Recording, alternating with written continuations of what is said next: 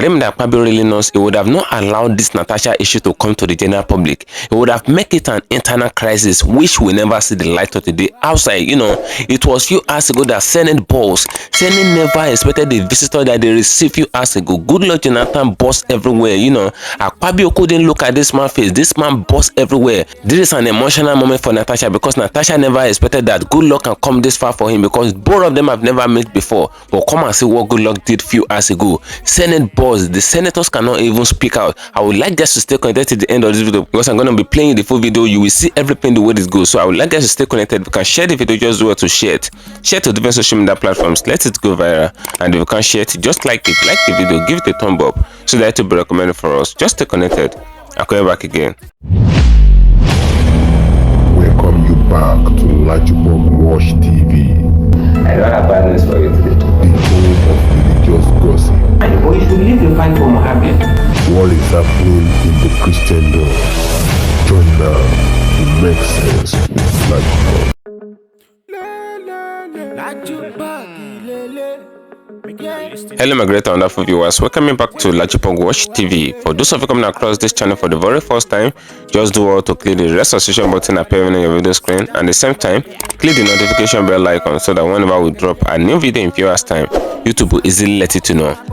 It was few hours ago that Senate actually bossed. This is an emotional moment for Natasha AKPOTI. Natasha never expected what Goodluck did. Goodluck is a kind of man that always mind his business. He always mind what is minding him. He will never go out to extend himself to issues that does not even concern him. But since when the issue of Akpabio and Natasha have been trending for the past few months, the issue started last month, it emanated last month, but a lot of people have not come out to speak. But people like Atiku Abubakar have finally come out to speak. In fact, Atiku even accused Akpabio, but Akpabio couldn't sue him for defamation because once you are big, you are big. Akpabio couldn't sue Atiku. Atiku came out in live television to make known to the general public that Akpabio is not only corrupt, that is also known to harass women everywhere and anyhow. That was what Atiku said. I played to you on this platform, but nothing happened. Akpabio couldn't say anything about it. But I mean, there is some other people like common Nigerians, like the common men, they would have put the person in jail and all of that. But when it comes to big men,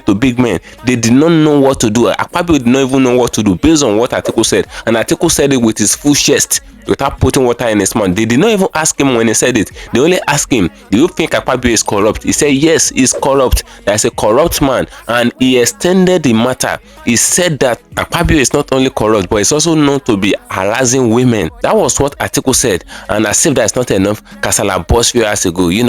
Goodluck never said anything regarding this whole issue, but come and see what Goodluck said. Senate boss few hours ago, they finally got a visitor that they did not supposed to get today. Goodluck boss everywhere. When this man is talking, they did not have the temerity to talk back to him. They did not have the mind to talk back to him because they have once been the president of Nigeria before. These people are senators, so they can't talk back to him. Now, emotional moment for Natasha because Natasha never expected the support, the external support that she's getting everywhere. You will see it for yourself everywhere, boss. So I would like guys to stay connected to the end of the video. If you can share it as you're watching it, just do it to share it.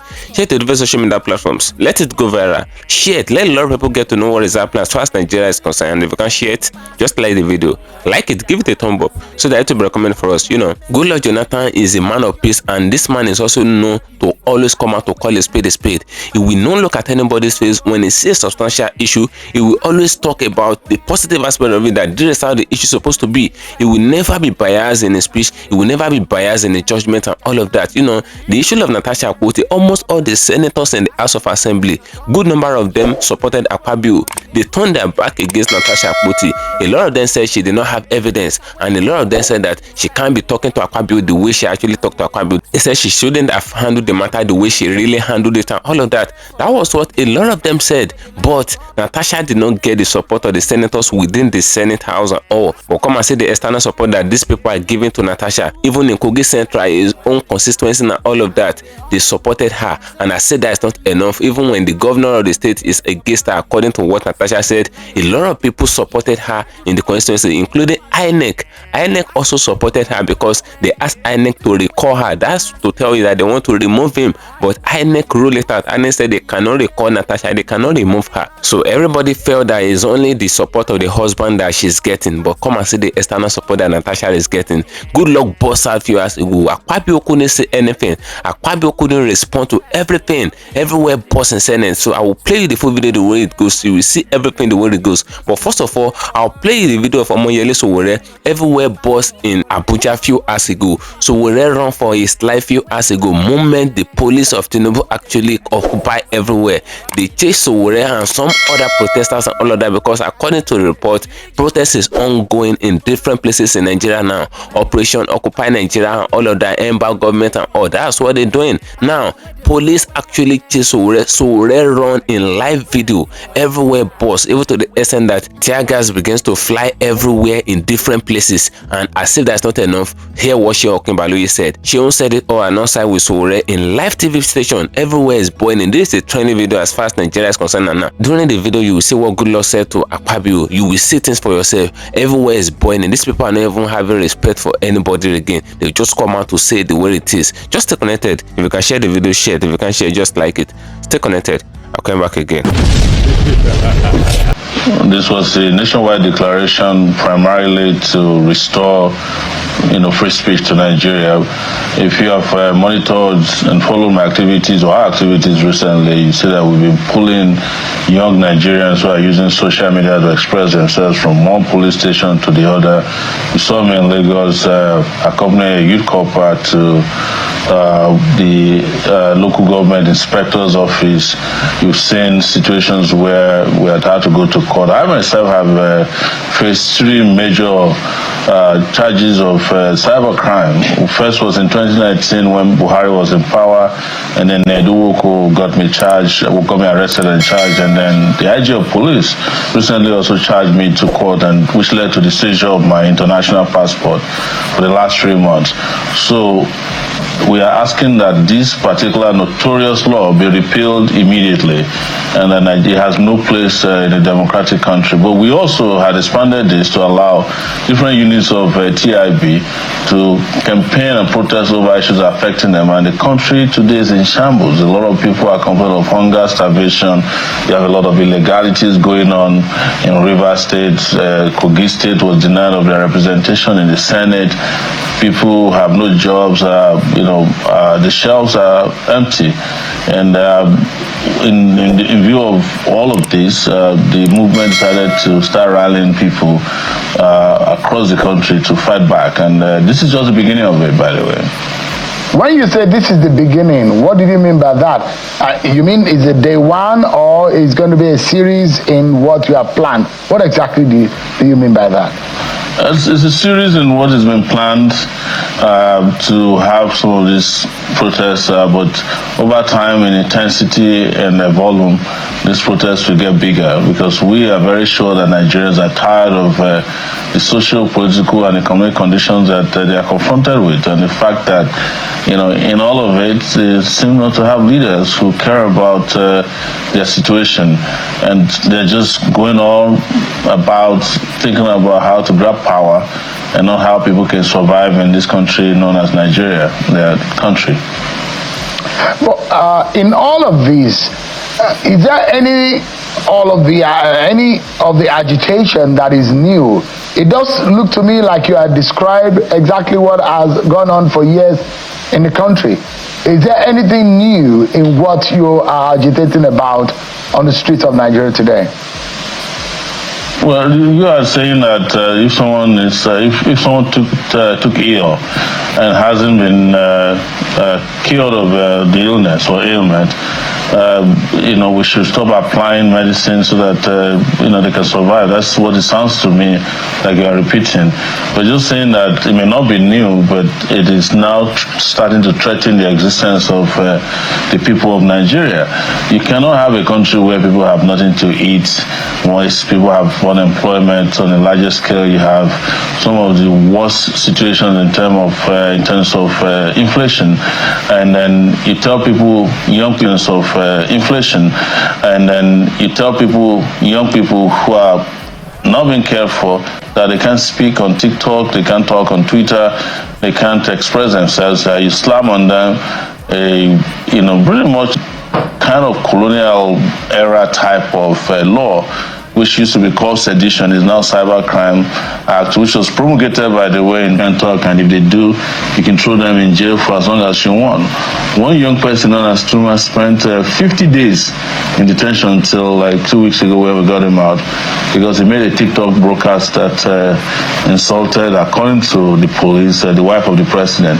Before then, some ladies spent the last Christmas and New Year in detention and in prison because he said something that the son of the president did not, according to the police, insulted the son of the president. So you are holding the entire country at the behest of a family that is performing poorly.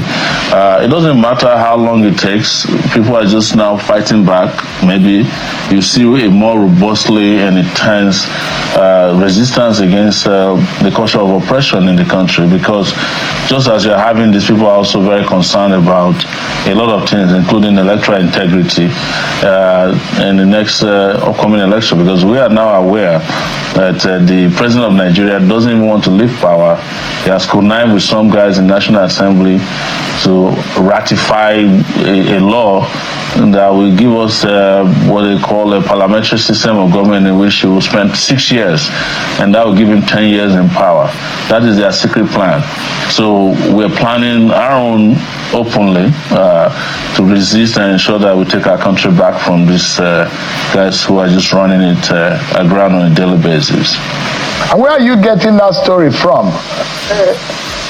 That well, there are plans you are aware that there's overstaying of power, yes, or a sit-tight tendency that you're describing. Yes, you are aware that there's a bill in the House of Representatives that has passed the second reading that is asking Nigeria to go back to the parliamentary system. If we do that, which is their secret plan, President Tinubu, after finishing his first 4 years, will now start operating a parliamentary system in which he will have 6 years to spend in power. Because without this, he knows he cannot win elections again, or any kind of election. And it looks like they may not get away with rigging election as they used to be. But you know that this exists, and you also know that one of the things I do, I moonlight as a reporter. So not like, like I usually say, I'm a busybody reporter or journalist. I get information that may not be available to everybody. In all of what you have described, on whose desk or at whose doorstep would you lay this blame or these blames? Considering that there are no separations of powers in this country, the blame is on the doorstep of the president, who runs both the judiciary, the legislative arm, and the executive arm without qualms. There's nobody in this country tonight that is watching you and I who doesn't know that the judiciary and the legislative arm and the executive have marched together. And we are running pretty much a captured state. We have said this. They've engaged in state capture and successfully captured the state. The judiciary has capitulated under, their command. The rubber stamp, it would be an insult to rubber stamp to call the National Assembly a rubber stamp, because rubber stamps at least have dates. They don't. And they have integrity. They don't. Now, let me, Mr. Sowore, in all of what you have described, for example, and I will start from what the police said yesterday. They advised and pleaded that you should not go ahead with the protest because it's coincide, and according to them, it came off as though there was some kind of mischief in your planning. How come you're planning such a thing on the day that the Nigerian police says that it wants to or the nation is celebrating the National Police Day, and they pleaded or they told you and warned that you should not hold the protest today. But why do you insist on going? Why did you go ahead with the protest as against the police's warning? If I recall correctly, the Nigerian police has spent, it's 95 years old, according to the police that we have now. The police that started during the colonial era is over 125 years old, because it started as a kind of constabulary of the Queen, and it has mutated over time. At the time, I think it was Casina constabulary, it used to be called Askari, all kinds of mutation. But today was the day the police ought to have proven that it's the police for the people. If there was a professional test that could be conducted, it is what we did today, and they failed terribly at it. But you see, I'm even surprised that more Nigerians didn't know that today was police day. We could have disrupted it, because the police has failed us as a force for good. It has become an evil force in this country that everybody is fearful of, people deride, and people no longer trust. And the blame is, of course, is laid on illegality, illegitimacy, and the impunity that police has become. If I knew in advance that they have a police day today, even before we plan our protest, even if a protest was not planned, I could have taken a personal protest against them, because this is the best day to protest against the police, on their day. And look at how they performed today, woefully again. They attacked us unprovoked. They are intolerant. They have no respect for human rights. There were 3 persons that were arrested, and one of them a journalist today. They were made to lay down in what we call gutter, the drainage, and they poured tear gas on them. They beat them silly with the plank attached to their placards. We just got them released this evening. That's the police force you don't want us to protest against. I wish we knew this and planned it bigger. We could have actually disrupted their police day. That's what should happen to a force that is not for the good of the people. And when I say this, well, we say, but you can't do without the police. Of course, you can't do without a good police, but you can do without a bad police. And that is why part of our position today is that they should remove, or the man who is their chairman today, or the IGP of police, who has been illegally occupying his position, should step down. He has finished his tenure. He has completed his time in the police force. He's wearing a uniform illegally, because any day after 35 years in service or 60 years as police chief, you are not supposed to be wearing that uniform. And if the people who actually kept him there really badly want him to continue, they should find a place for him to be at, not the police force, because the police force is supposed to be a professional organization that has a leadership that's still a member of the police force, not the one that's retired and is tired and, I'll say sick. Those who are saying Sowore is just aggrieved because he lost the election and is still finding it difficult to come to terms with that loss. How do you react to those who are saying this? That's the reason. That's your agenda about all of these protests and agitation that you are supporting or convening. When I was fighting for June 12 in 1993, which election did I lose? Tell me.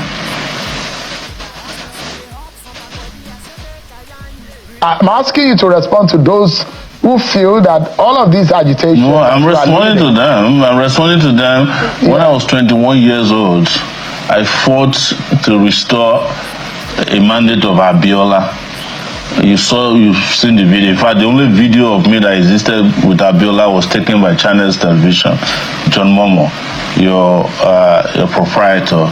I'm asking the people you said are saying this, that in their own childish mind, which election did I lose in 1993 that got me to almost get killed by Babangida and Abacha, and also got me expelled from the university?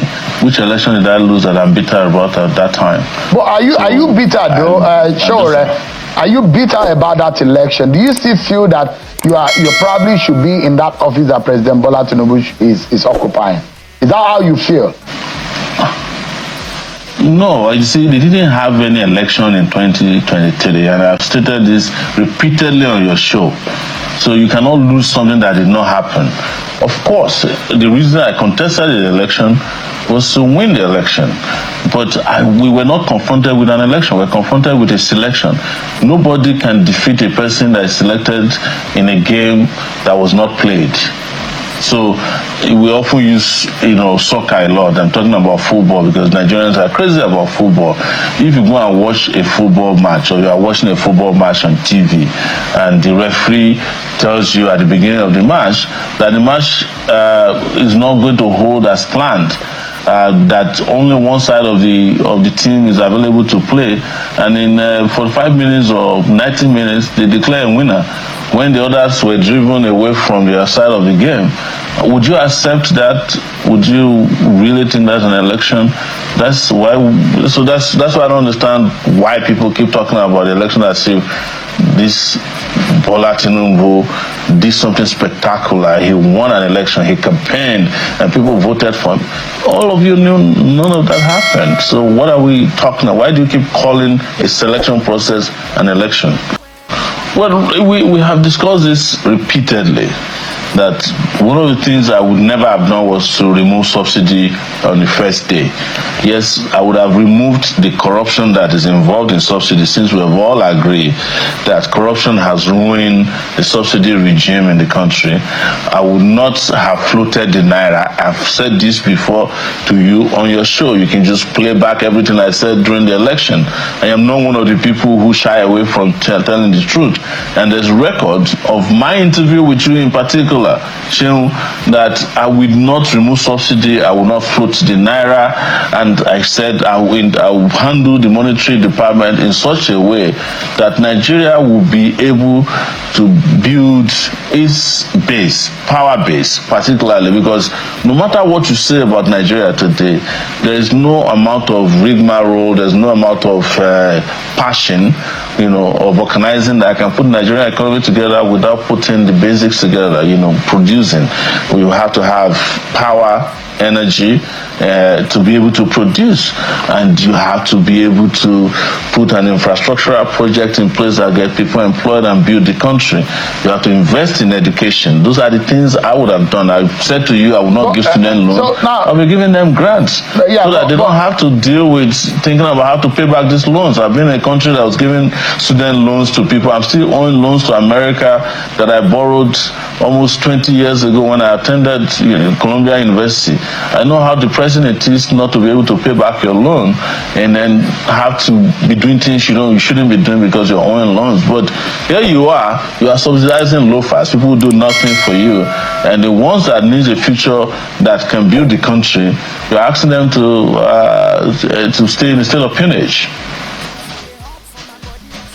Now, so my question to you will be, how do you relate with what the president and the government is saying, that Nigeria under this government is on the right path? That is what the APC and this government are telling Nigeria. That we're done for a moment. This pain is just momentary. It will go away. In your mind, do you think we are drifting, or we should hold on to the renewed hope that the government has preached to Nigerians to say, momentarily, we will feel the pain, but at the end of the day, we shall see the gain. And they will go ahead to mention a lot of the policy decisions that they've made that, according to this government, have set Nigeria on the right path, albeit a very tough and difficult journey it has been. There is nobody who needs to be told in this country that the only path that these guys have taken Nigeria, I'm talking about the Tinubu regime, is a perilous path, a path to destruction, and it's a path to nowhere, and a path from which Nigeria cannot return, or Nigerians cannot return and be the same again ever. So They are the only ones who believe that. Is it not the same APC people that closed down borders and told you that, oh, the moment we close down the borders for a year or 2 years, we are going to be producing local rice, and some 5 years later, there's no local rice, there's no foreign rice? Are they not the same people who told you that if you accept their difficult decisions in floating the naira, you are going to be all right? Are they not the same government, the APC government, that told you if they change the color of the naira, you are going to end corruption, while the central bank governor at that time was stealing and looting the country? So these guys are taking you on a perilous path. I am advising you, don't follow them onto this path to perdition. Don't. Take your country back from this regime. They have nothing good to offer you. The only good thing they have to offer you is something they have to offer themselves. Buy a brand new I'm asking, spend every other market day in France, taking care of themselves while you suffer until you die. Yeah, just a moment. I like to know, in all of this, how do you think? Because apart from the protest and the rallies that you are organizing and the agitations, how do you think you can change things? Are you joining your very good friends, the Atiku Abubakars of this world, the Peter Obis of this world? Because we are understanding they are coalescing, they're coming together, they are aligning forces. Some of them are joining the SDP. Are you also joining the SDP? Do you have plans to form a coalition? What method? Because there are those who say there is no pathway to defeating Bola Tinubu in 2027. I am not joining any coalition. The coalition that they joined in 2013 and 2014 is what brought about the APC. So joining another coalition in 2025 is doing the same thing all over again without thinking about achieving a different set of results. With the coalition that needs to be built, and I have said this and I will reiterate on your show, is the coalition of the oppressed. These are the two coalitions we need. But joining another coalition that is made up of the same people who were the ones who created the coalitions that have ruined Nigeria is an injustice, an injury to the people of Nigeria. So you can never see me in their coalition. I will never be part of it. I'm not joining the SDP. I'm not joining any of the peace in Nigeria's political system. I'm not part of the people playing chess with the destiny of Nigerian people. So you're running this all by yourself. You are going solo, one-man battalion. That's what you are doing. You're running this race. No, by the way, do you plan to run in 2027? So if that's the case, you're running against the status quo, the run of play all by yourself. I've told you before, and I'm not doing it to play politics on your show, that I never stop running. Never. I am probably the only candidate you can see on the street who has been doing things that he believed in, carrying out things I believe will permanently put an end to this kind of politics of, deception that has put Nigeria in the condition that it is today. You don't have to worry about running it alone. I'm not running it alone. When the numbers grow, when Nigerian people finally are tired of being treated like trash in their own country, everybody will come together, and then you know where the power lies, with the people. How do you hope to be able to do this in our present political climate? To be realistic, Omoyele. Your present political climate is what you described. The political climate in which politicians, gerrymanders, carpetbaggers keep changing their location without changing their character. So that's the political climate that's the one you talk about, that's the one you understand. I'm not accusing you of promoting it, but that's what you're used to. But there's also a politics of liberation, and that is the politics that brings the people together, and they decide one day that enough is enough. that is the part that people probably haven't seen, and it's going to come to pass. And we will one day sit down, hopefully, Chairman said, well, I told you so, that we can make it happen the other way around. There's no one part to, the only part you have described with coalitions and conversations around old politics is the route or the route to perdition.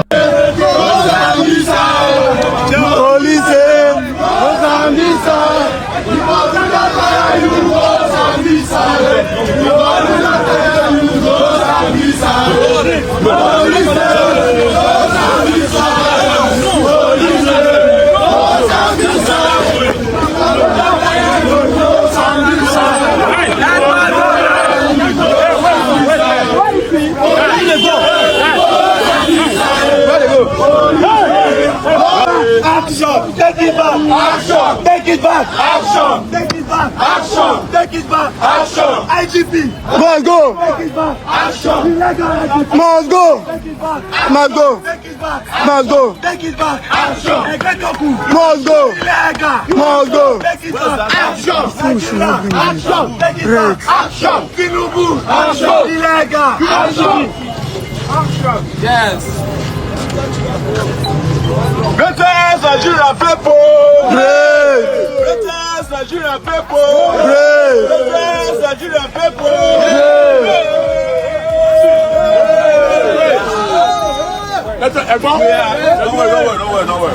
We are here today because we have told the Tinubu regime that we will not accept the laws that contain our fundamental human rights.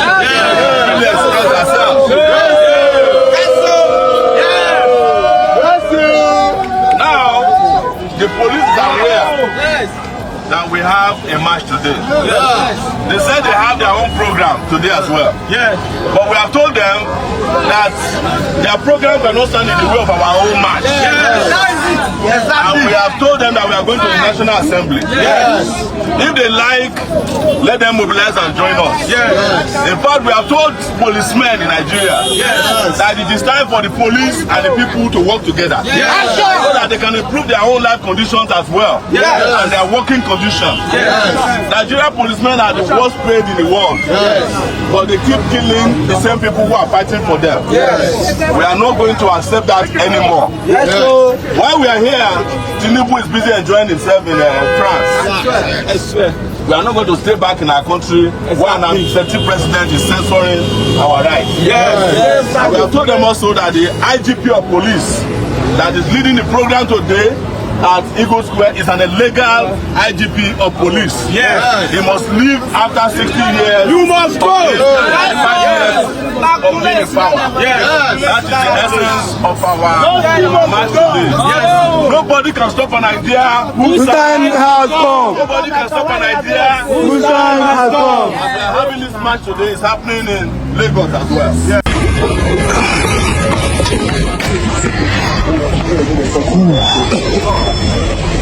They won't kill us. They won't kill us.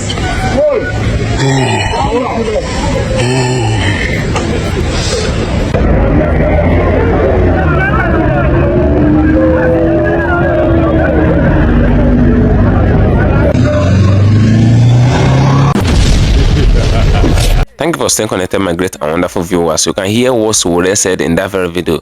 Now, I will play you what Goodluck said, but let us analyze on what Sowore said in that very video. You know, they said nobody should vote for Peter Obi again in 2027 election, that everybody should put their support for OMOYELE Sowore. And this is the reason why a lot of people are actually saying that, you know, they said they voted for Peter Obi in 2023 election, including myself. I voted for Peter Obi. I knew what it cost me to actually vote for Obi. It cost me a lot of money. It cost me a lot of stress. It cost me a lot of things to vote for Obi in course of the 2023 election. But as if that is not enough, Obi allowed the vote of the people, the stress of the people to be hijacked, because according to 2023, but Tinubu never won the election.